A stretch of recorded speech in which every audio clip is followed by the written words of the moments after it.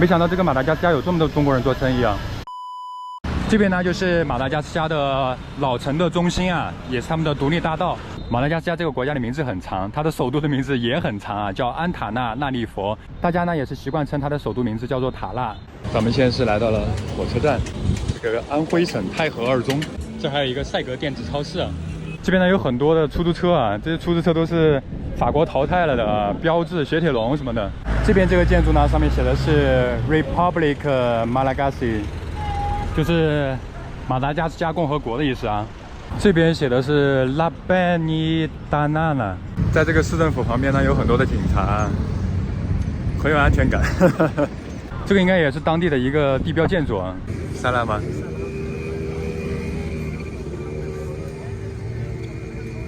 看一下，这是当地的一些小年轻啊，这跳的是啥呀？这就是马达加斯加的街舞团啊！我感觉他们对比西非大陆的一些孩子们，好像还是差点东西啊。怎么感觉跟我跳的差不多？这边是法国文化中心，大家俗称的法盟啊。看一下法国的影响力啊，就是很多学生都会到这边来，不管是上课也好，还是怎么样，他这边都有写最近的一些活动、电影节什么的。其实有时候我觉得文化输出真的很重要，别人对你的认可啊，文化认可也是一部分啊。这边好像还有 casino， 还有个敦煌饭店。你看这车牌都法国的二手车啊，这应该是中国人的敦煌饭店。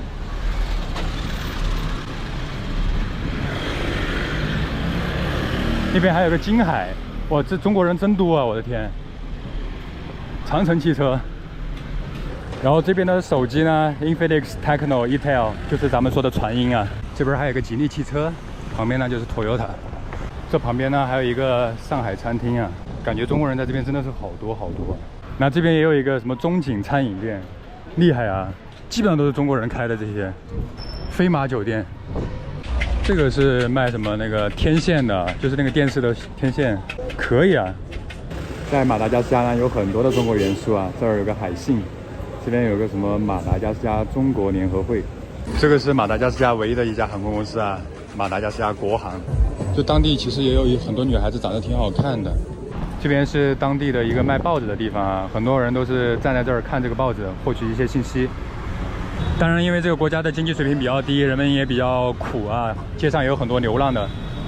开始收摊了，好像是警察来了还是城管来了，然后大家要开始把这个摊给收走了。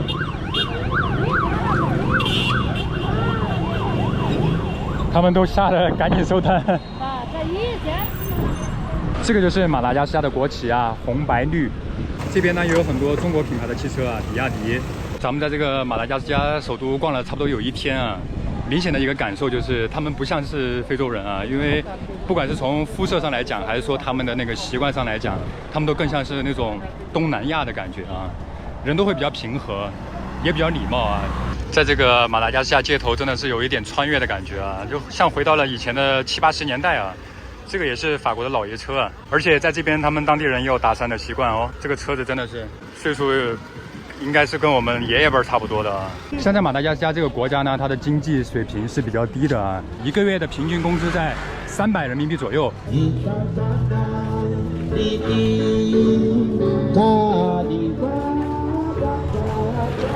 像因为这个马达加斯加他们人的肤色浅很多，所以看起来也会比较好看一点。这个小孩子感觉就不像是那个非洲，像混血哈。这些红砖房啊，也是法殖民时期的一个建筑了。天呐，兄弟们，在这个马达加斯加街头有很多做指甲的人，都是一排排美女在这里做指甲，太厉害了。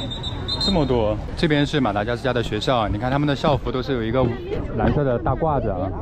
这些老街都是好几十年、上百年的历史啊。这边全是卖匡威的，一双的话7万5，还得7万5，不少钱啊。在马达加斯加这个国家呢，因为经济水平比较低啊，很多二手手机在这边卖的都很好。据朋友说呢，这边手机市场70%都是二手手机。这儿居然还有一个寺庙在马达加斯加，我的天！刚刚我们给了他一些钱啊。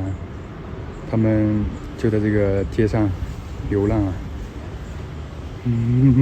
拜拜。这个建筑还挺好看的，兄弟们，典型的法式风情啊。当地人的一个主要交通工具呢，还是摩托车啊，因为这边收入情况也比较低嘛，能开小车的真的都不多。在马达加斯加这个国家有一个特别奇怪的现象啊，之前我们跟大家讲过啊，马达加斯加这个国家的人均 GDP 大概在540美金啊，每个月算下来的话就只有300块钱，但这边的交通还是很贵的啊。你像我坐这个摩托车啊，8公里的距离要24块钱，就平均下来的话是每公里要3块钱啊。这个价格已经算是很贵的了，在非洲，因为摩托车的话算是当地比较平价的交通，它都要这么贵。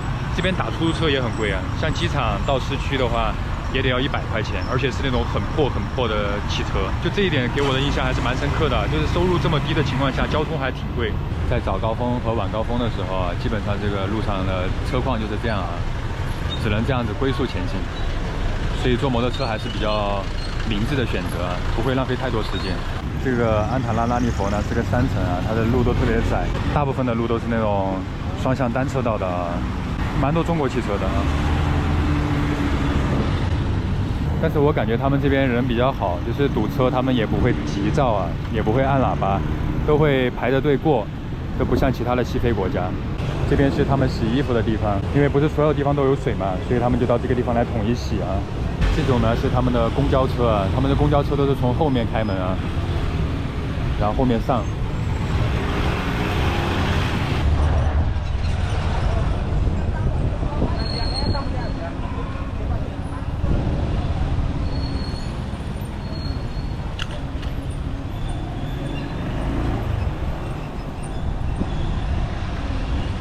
这个马达的首都塔纳呢，它算是一个山城，它的平均海拔呢是在1200多左右吧，所以它整个气候也比较凉爽啊，全年的平均气温是在20度左右。路啊都是那种石板路，特别有年代感。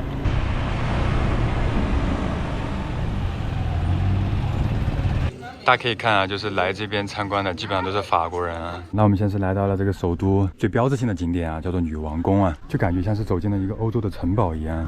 这个建筑风格一看就是欧式的啊，巴洛克风格。这边好像是个木质建筑啊。说到这个木头呢，就应该跟大家说一下，马达加斯加的红木是特别有名的，就是大家俗称的紫檀木啊。这个女王宫呢，也是整个塔纳的最制高点啊。下面呢是一个体育场，中间呢那个类似于爱心的是他们市区的一个湖啊。这旁边还有一个教堂也很漂亮。走在这个塔呢，就感觉像是在某一个欧洲小城一样。马达街头的甲壳虫啊，这个好看。这个好像也是北汽的汽车啊。这还有一个50宏光，牛逼！这边有好多，你看这儿也是一个什么太平洋大酒店，也是比较早期的华人在这边开的了。这边还有一个新世纪大酒店，感觉像是国内的那种招待所的样子啊。然后下面有很多这种做生意的，卖珠宝、卖灯具、卖这个床上用品、百货的。星海炸鸡店，这边还有肉夹馍、牛啊，这边是卖肉夹馍的。没想到这个马达加斯加有这么多中国人做生意啊！我感觉他们当地人也很喜欢吃中餐哎，都是当地人在吃。这是你们的保安吗？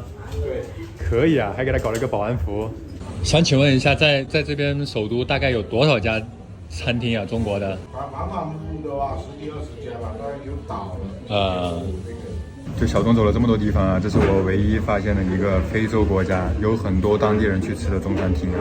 因为在马达加斯加这边的话，当地人一个是吃米饭，二一个呢就是说他这个华人来这边比较早，就是也有影响到当地的一些饮食文化，所以呢就是当地人有吃中餐的这个习惯，而且最主要就是中餐厅在这边的价格呢稍微比较便宜一些啊，就是当地人也能接受得起，不像其他国家有很多的那些中餐厅，它主要是针对中国人哈，但像马达加斯加的话，大部分还是针对当地人比较多一点。其实这个也算是一个饮食文化的输出了啊。咱们这个尖椒牛肉来了，哎，哥们儿，像这样一份是多少钱啊？大概12000，哇，那是挺便宜的，大概就是10几块，就跟国内差不多了。这个是真的很划算了。你看，在其他非洲国家，你要吃一个这个的话，至少得50块钱。